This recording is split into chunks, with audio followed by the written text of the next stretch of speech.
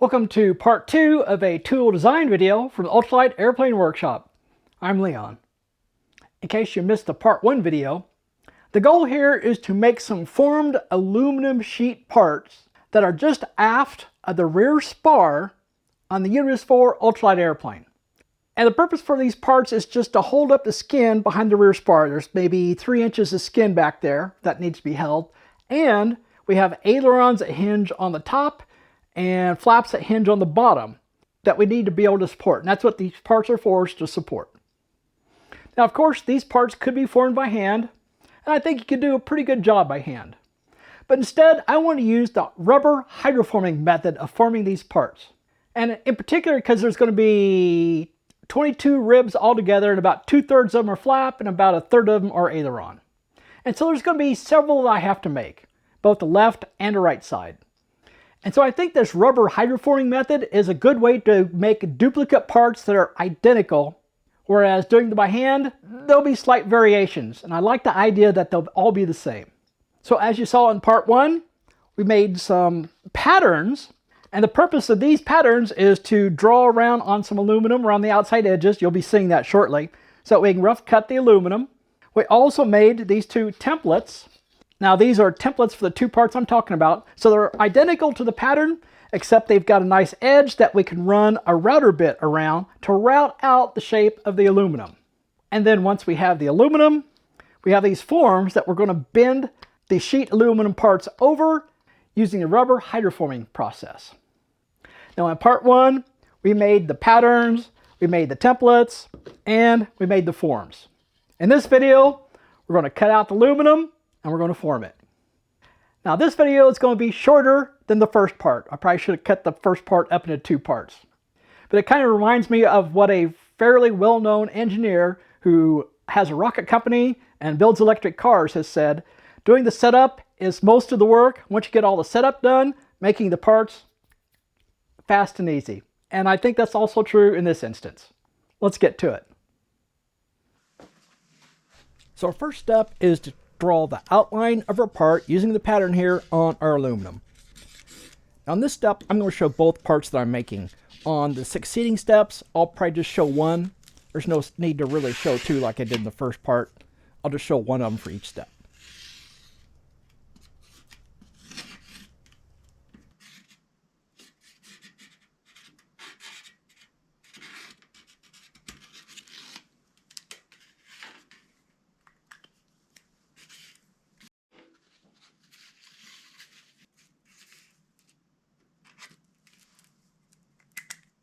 So 10 steps can be used to cut out the outline of the part that we made with the pattern. And I try to cut out just outside those lines. I don't want to get too far outside the lines. I'm going to use a router bit to trim off this excess aluminum.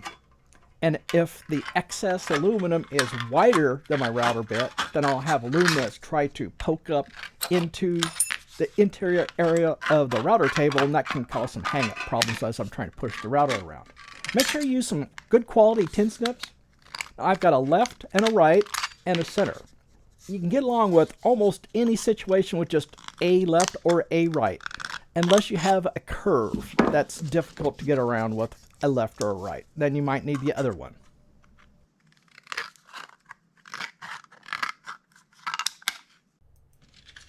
Well, next we need to drill the index or registration hole for holding the aluminum to the template.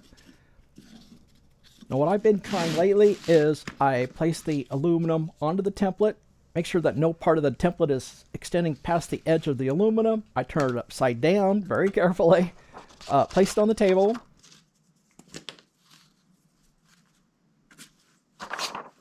and then I drill through a previously drilled index hole on the base plate of the template, and I drill through the aluminum.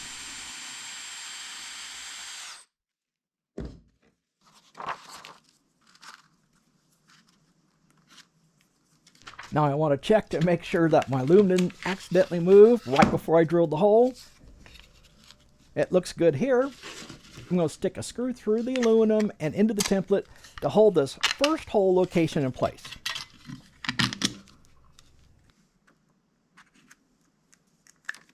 Now we'll do the same thing to the second hole. Since that first hole can't move anymore, all we need to worry about is that the aluminum doesn't rotate a little bit. So it will still have aluminum completely covering your template. And then just drill the second hole. And then with the second hole secured, we don't have to worry about the aluminum moving anymore.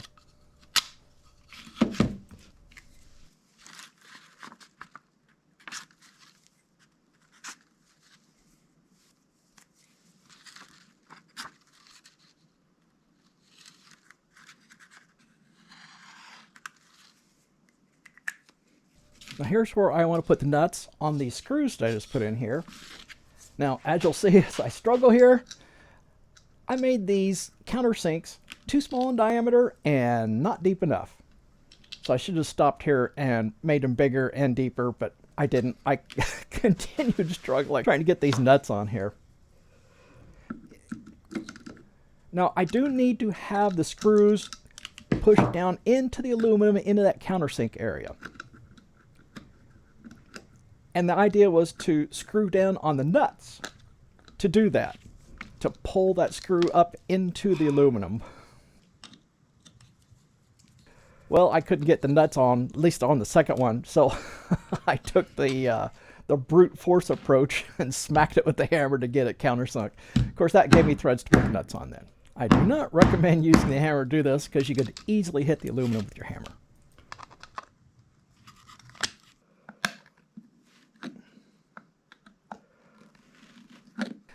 Well, now that I got the nuts on, this is how the countersunk heads should have been drawn into the aluminum with this ratchet, applying enough force, just enough torque to get those screws flush with the top of the aluminum.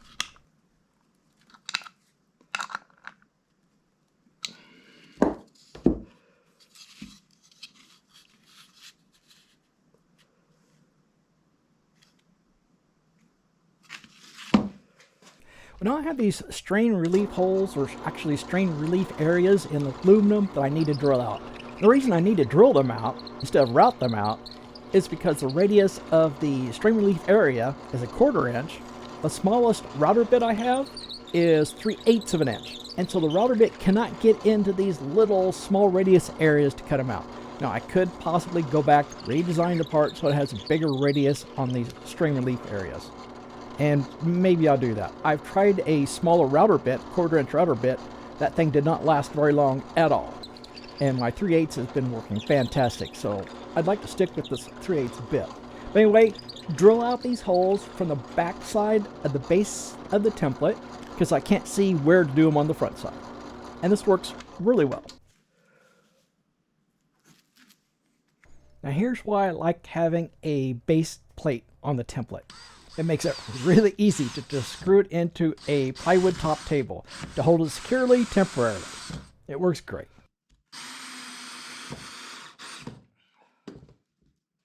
Here's the second best part I like about this whole process. Using a router to route out along the edges of this template is really fast, really easy. Now there are some drawbacks. One is that it spits out hot pieces of aluminum every direction. The other is that this 3/8 inch bit that I'm using can't quite get all the way down into those little stress relief areas that are 1/4 inch diameter. And so there's this slight little nubs that are kind of left over after you get done routing, at least down in those little crevices. I really don't care about that. I could clean them up with the file, but I don't really think it's necessary. And even if you want to do hand forming of the parts to form the flanges, I think this routing method for cutting out the parts works really well.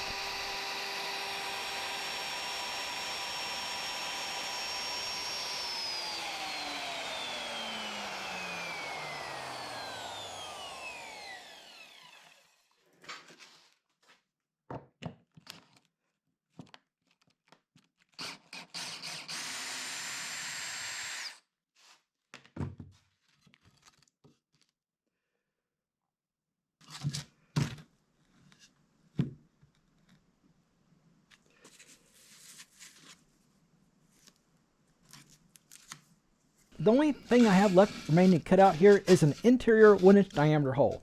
Now I've already drilled the pilot hole for this, and I did that at the same time I did the relief holes. I drilled it from the back side. My hole drill has a 1/4 inch pilot hole, and so it fits right down in this hole perfectly that I've already drilled, and it's easy to cut out this 1 inch diameter hole with the hole saw.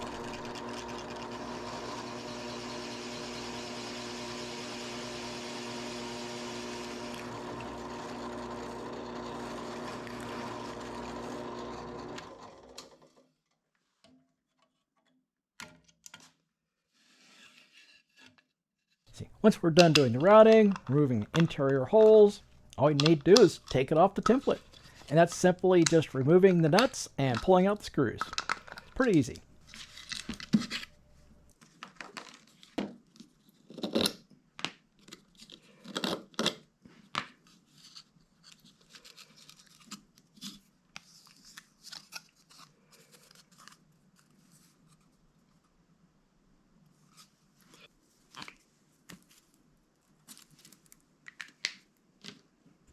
Well, this is a pretty good time to go ahead and do some deburring on the edges while the part is still flat before we fold it up. And you want to deburr for a number of reasons. One is that flat parts next to each other will lay flat. Burrs can raise a little edge that can prevent parts from being flat. The other problem with two parts that are next to each other is an edge with a burr on it can actually create a indentation, a scratch, a groove in an adjacent part where that burr is rubbing against an adjacent part, and then you got an excellent place for a crack to form. And of course, it's good to deburr those edges just to try to reduce the odds of crack starting on an edge. Now the tool I'm using here is fantastic for these small parts where there's lots of inside curves and straight edges. It works fantastic for them. It does not work so well on outside corners. Now on these outside corners, I actually get a fine-tooth file to go ahead and finish off these outside corners to remove the burrs there. Now you could use a fine-tooth flat file and a fine-tooth round file to deal with deburring here.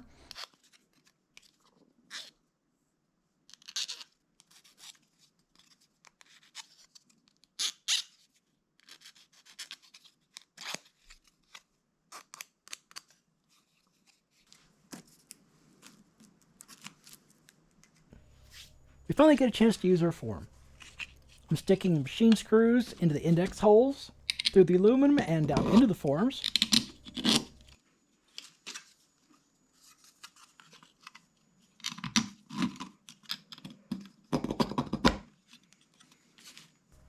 Then we flip it over and put on the washers and nuts. Now you can see I've made the countersink for the washers and nuts larger. Bigger diameter and deeper, so it's much easier to get them started than it was before on the templates.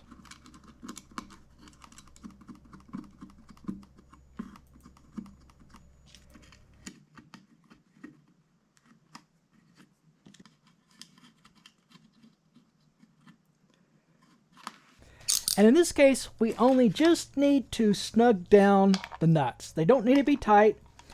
They just need to be tightened enough that I can feel on the back side. You can't see it, but I'm feeling the head on the back side to make sure the top of that head of the machine screw is flush with the aluminum.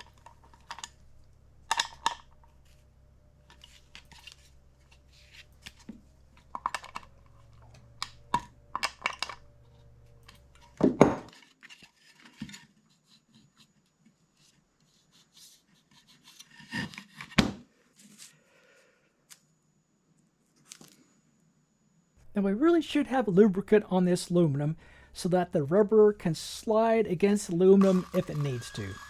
And it will, because it's going to get squished from the top and pushed out the sides, and it really needs to slide so that it won't tear. And I'm using some furniture polish. Actually, it's kind of furniture cleaner and polish. And it makes the shop smell good. Alright, now we're coming up to the fun part. I'm using my 12-ton hydraulic shop press. And I'm first putting down a 12-inch by 12-inch base that I'll be pressing against. Then we put down the forms. Now on top of the forms, I'm putting some disposable, consumable 1/16 inch thick rubber. And I'm saying this disposable consumable because it's going to get cut up by the edges of the aluminum as we start putting pressure on here. I'd rather have this thin, cheap piece cut up and destroyed rather than my 1-inch thick piece, which is really expensive. And then next goes down that 1-inch thick piece. Now this is a 30 diameter rubber, 12 inches by 12 inches. And so far it's been working pretty good. But this really isn't thick enough yet. So I'm putting down another inch of rubber. Now this one happens to be 50 diameter. I think 30 would probably be better, but it's what I had. And I think 2 inches is about right when I'm doing forms that are 3/4 of an inch tall, and I'm forming aluminum flanges that are a 1/2 inch deep. So far, this seems to be working fairly well. And then on top of this, I put a 12 inch by 12 inch stiff board. This is 1.5 inches thick. And on top of this, I'm going to put a metal load spreader. If I stopped with the plywood, my 1-inch diameter shaft on this hydraulic press would press right down into that plywood. So I'm putting down in this case, it's a 1-inch thick piece of steel to help spread that load from the hydraulic press shaft out to the wood. And in fact, I just throw another one on there just to have it a little bit higher. And then I'm going to pump it down to get it down close to where the shaft is about ready to touch that steel load spreader on the top.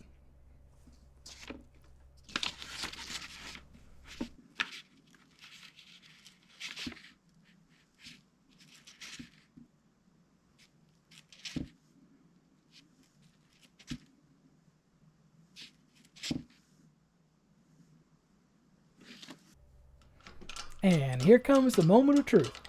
Now, it takes quite a few pumps to get this hydraulic ram moved down far enough to start compressing the rubber.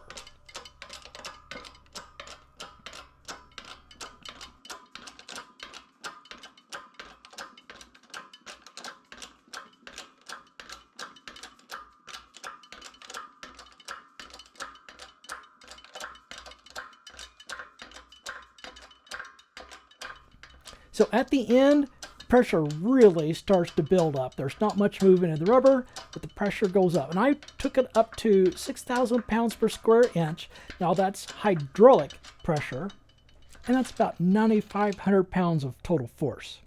And it looks like we squished this down almost 1.5 inches.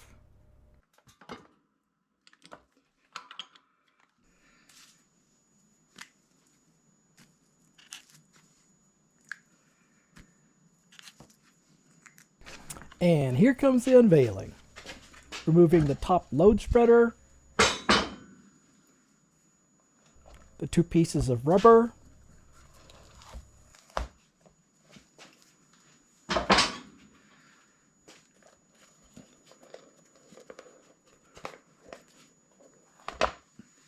and the consumable piece, the piece that gets all cut up, and you can see it's pretty cut up here. And ta-da! Now, it's still got the lube on it, so it looks a little funny, but first glance, it looks pretty good.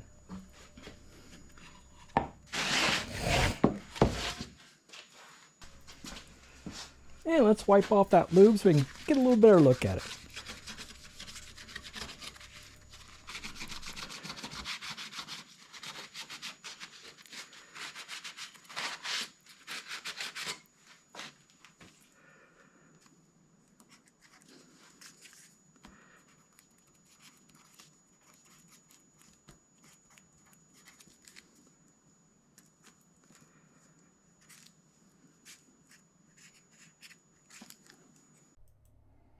So I thought it might help to see what the parts looked like before they were formed over here in the lower left corner, and after they were formed up in the upper right hand corner. So for example, this 1-inch diameter circle on the left hand part, you see up here in the upper right hand where the bevel is. Maybe you can see my cursor here, I'm not sure, but it made an excellent bevel here, 45-degree bevel. That worked fantastic. We also have this kind of unusual bevel down here that I designed. So you can see it's a 1/2 inch wide bevel down here at this lower left corner, but as it proceeds to the upper right, it gets thinner and thinner. And that's just because I wanted to have that gap really small up here, because the skin goes right along this edge. The nose of the flap comes along here. And I want to have a fairly small gap when I'm fully deflected. And so that's why I made this get thinner and thinner as it goes back. So far, this looks pretty good. Now, there is an exception here, And I'm not sure you can see it, but right up here in the upper center, there's this kind of little smiley face dent. Now you can't see it down here before we did the forming, but you can definitely see it up here. And I think that's just because of the way the light is reflecting off here. I went back and looked in the film, and I noticed that I made this when I was using a hammer to seat the machine screw in the template. So like I said when I did it, it's not a good thing to do. I was kind of brute forcing it. It's better to use the screw on the back to tighten that machine screw and pull it into the aluminum using the force from the nut. That's the best way to do it. So like I said, I really should have taken that all apart and drilled that countersink on the backside a little bit deeper, and then I wouldn't have any trouble. And by the way, I would not use any of these parts that you're seeing here in an airplane. There's just too much opportunity for cracks to form. For example, on the right-hand part, you can see all those scratches in the surface. That's terrible. I would not use this at all in an airplane. And with these little imperfections on the left-hand one, especially that little smiley face, I wouldn't use that one either. The whole purpose of what we're doing here is testing the forming, not actually testing to make a flyable part, is to test the forming method. And I think it's working pretty well so far anyway. Well, it's time to remove the nuts and washers and push out the screws. Then we can remove the parts from the forms.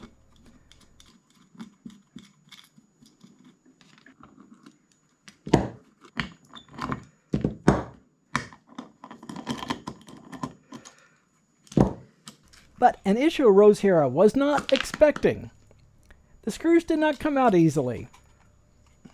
I first tried with my fingertips, that didn't work, but that surprised me because they went in easily. Pushing out with my fingertips didn't work. I used a permanent marker to try to use a little more force and push them out. That didn't work. Then I used this 1/2-inch bolt to at least tap it down flush with the countersink.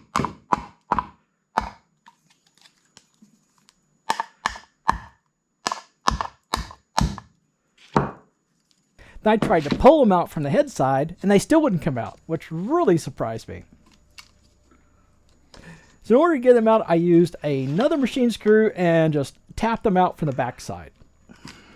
I think what happened here was that when we compressed the part, we compressed the wood, and when we compressed the wood, it pushed in the sides of the hole probably just a few thousandths, and that was just enough to hold that screw in a little bit tighter. So it'll be interesting to find out if I re-drill this hole, if the next time I use this same form, if it'll close down even more when I make the next part. Now comes the moment of truth. Did I get 90-degree bends on here like I wanted to? So referring back to the forms, I undercut them by 8 degrees, expecting an 8-degree spring back when we did this forming.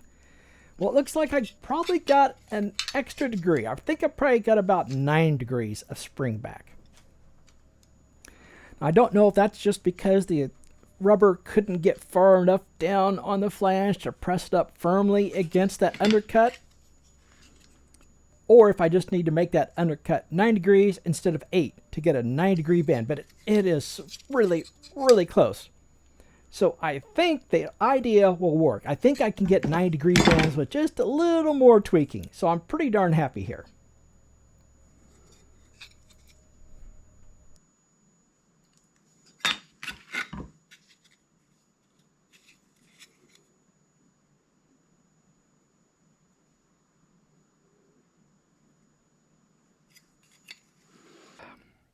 Well guys, I really like the result.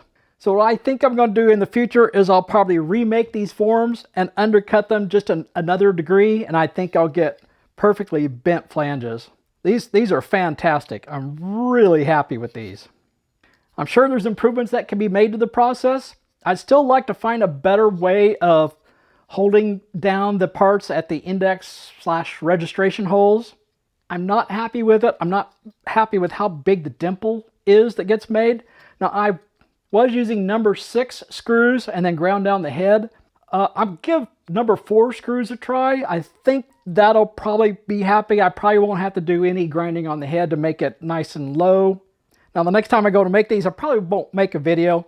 If I do another video on hydroforming, it'll probably be a larger part. The main rib is one that I had been thinking of doing hydroforming on, but I'm going to have my new hydro press table to do that. It's got a much larger bed. what I can do if I'm going to use these is just go ahead and use this kind of tool to go ahead and finish bending down to a 90-degree angle. I'll put a link up in the upper right hand corner if YouTube will let me. I'm pretty close to end the videos. They may not let me do that. Another thing I'm happy about is my checklist. Now in this last part, since there were so few steps and it was so straightforward, it would be hard to accidentally skip a step and screw something up. But I like the checklist. Again, there's going to be a link down in the description of the video that will take you to not only the checklist, but let's see, it's up to 17 pages, I think now, of description for each of the steps, talking about alternatives, explaining the reason for the steps. And so I think that could be a fairly handy document for the person who's doing it for the first time. Well guys, I hope you learned something in this video. I certainly learned a lot doing it. And I hope the document that I'm producing might help you out. Well guys, until next time.